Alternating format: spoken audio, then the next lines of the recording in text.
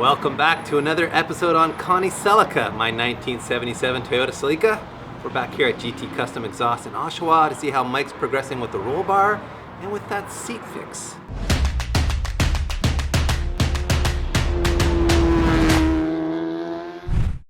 This looks pretty exciting. I see a main hoop in there. I see a race seat in there. I also see a rag on the windscreen, Mike. What's that rag about? Don't worry about the rag. I don't understand. Don't worry about the rag. Okay, let's not look into the rag. But let's have a closer look at your fabrication work. You've been busy. Yes, sir. Looking good, Mike. So you got the main hoop in. Yeah. And it fits up really nice. Yeah, it's not amazing, but it's pretty good. I think it's pretty amazing. I think you're being too hard on yourself. You got to be critical. It fits really nice. It's can always be better though. Look at how tight it. Like you've welded it to the chassis here already. And you were talking about putting some I'm going to put a sexy gusset plate up in here. Even them out, and the top's fine. I don't want to weld anything to the roof. Gives enough room. It's pretty much right on it. Just before it.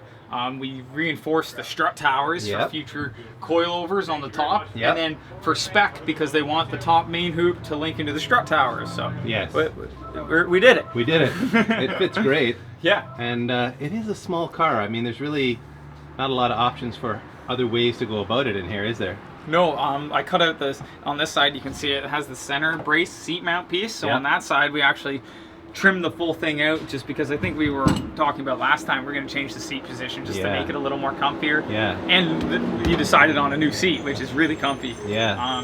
And fits really good. It looks kind of close to the cage, but as soon as you're in it, there's ample head clearance for everything.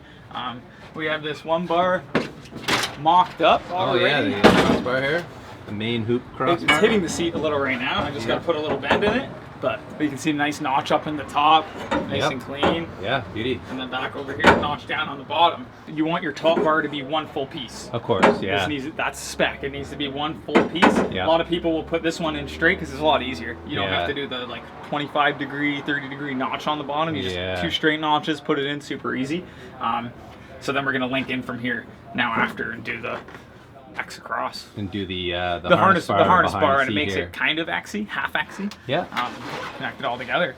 Well, let's have a closer look at the seating position here before we move on to some roll bar work. Well, I gotta say I've got a lot more headroom. It looks a lot better. I've got 100%. Like a fist above my head, and if there's ever a time to do a fisting test, it's when you're trying to determine headroom in a car as small as this Celica. So 100%. The eye level is like perfect now. I can see out the windshield now. Like I'm right pretty much middle of the windshield, which is great. I don't know, I can't really see that well through the rag, but we'll visit that issue later.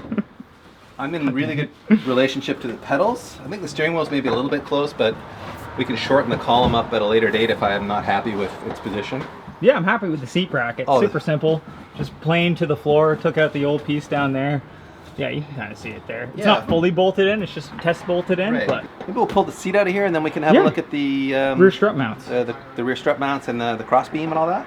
So what's the challenge with the crossbar here? It's great, except for the seat in the way. Yeah. Which is fine. You just got to put a little bit of thought process in it and find out where I'm going to hold myself without hurting this handbrake. So we can see that it goes in where I originally planned it, no problem. Just got to flip it. That's the right side.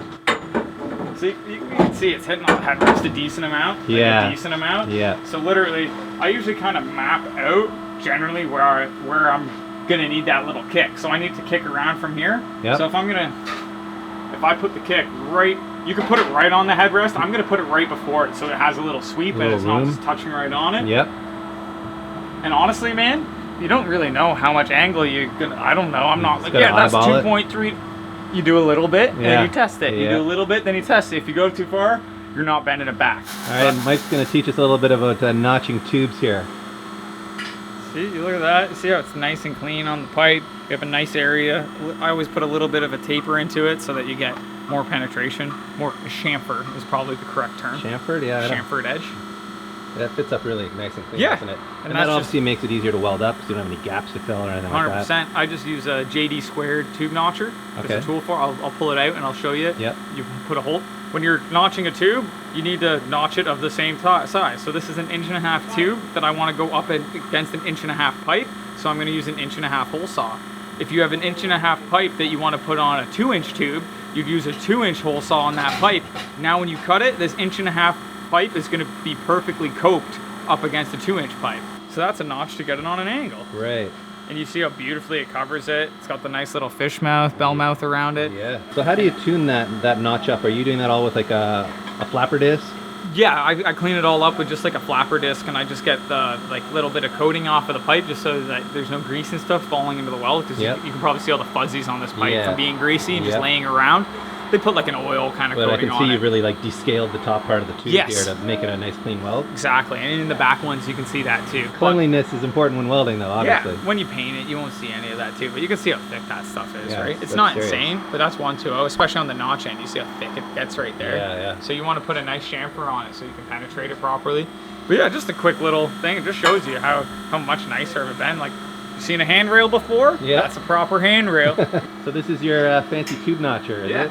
And that's how, now you can kind of see how it does that, right? It's going to put this on a crazy angle. Right. And as I was saying before, whatever size hole saw you use is going to be your coupe. And Mike's pro tip on notching tubes, you need good cutting oil. You want to show us how that works? Yeah, I already sprayed some in there, but it's really sticky.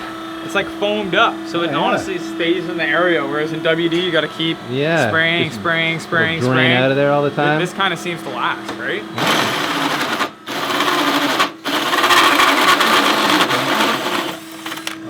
You can even fill up the hole saw with this stuff is why I like it. Oh yeah. And it just kind of sit like, it doesn't fall, it just stays. Cool. Yeah. So that way you don't burn through your hole saw. And you can see I've probably done a bunch of tubes with this, and all the teeth are still really nice on it. Whereas in this one's, that's an old one, and like I haven't broken a single tooth on it, it's just dull. There you go. Now it's perfect. And now I just cope it. I'll show you my coping process. Might as well do it all, right? Sure, why not? Safety glasses on. Safety shades.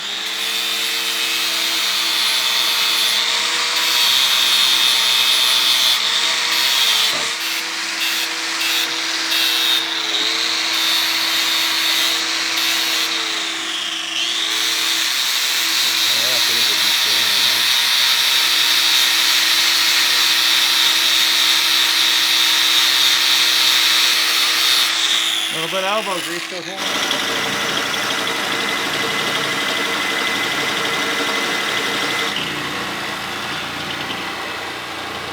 The old ichrometer test?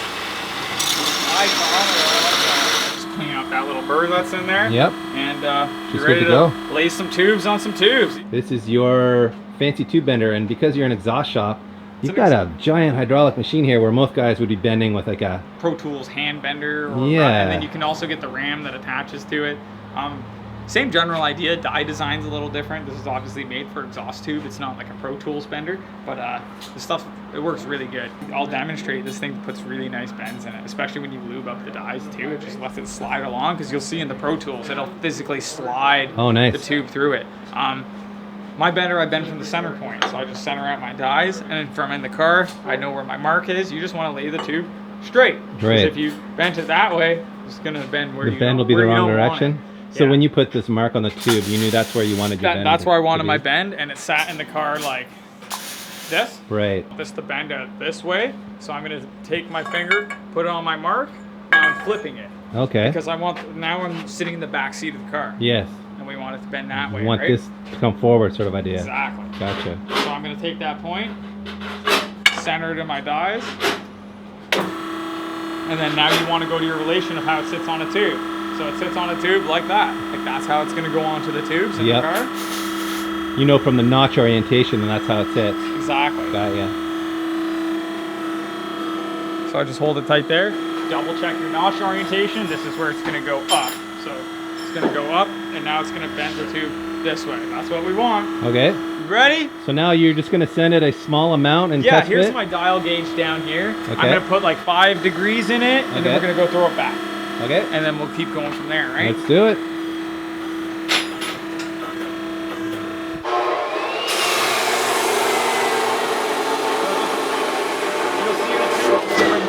Oh, so really? It says 10 on there right now. It'll come back a few degrees. Pops back a little bit. Got ya. Perfect. There you got a nice little bend in it. Yeah, just a little kick. It's in there and it's already much better, isn't it? Yeah, so much better. Before I had to touch the seat a decent amount, now it's literally just touching up against it. So it's going to go like that. So let's go back to the drawing board and throw a little more in it. A few more degrees then? A few more degrees. I'm gonna go back right to where I was, which was about right there. I like the knee technique here. Look at this. Look at that. Good knee action on the L hydraulics. Let's go try that. Alright. So what do you think? Do you want to leave it there or do you want to bend it a little more? That's up to you. We can put a little more in it. We can bend it a little more. Because I like this now because I'm going to be able to weld this whole tube. Yeah, you'll get good nice. Contact up there. Yeah. I mean, why don't we bend it a hair more? Let's make the show crowd happy here. Oh, there's the money shot, Mike. That's the money shot. I think that's good. We are clear by a good half inch there, I think. It's not as symmetrical as like one would make it, but it's still fine. It's functional and it clears the seat. That's what I care about. Shit. And there's tons of clearance there now. Yeah. Too, so. Yeah, we're good. Let's tack this puppy in. Can do.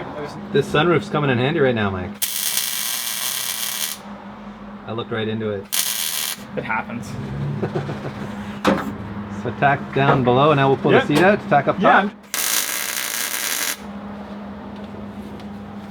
One. Two. Solid. Sweet. Look at that. And then I already marked these out when the seat was in there before, so I'm just going to go from here to here, and that sits under the seat, so I know that's perfect. We're good for harness bar? Yeah.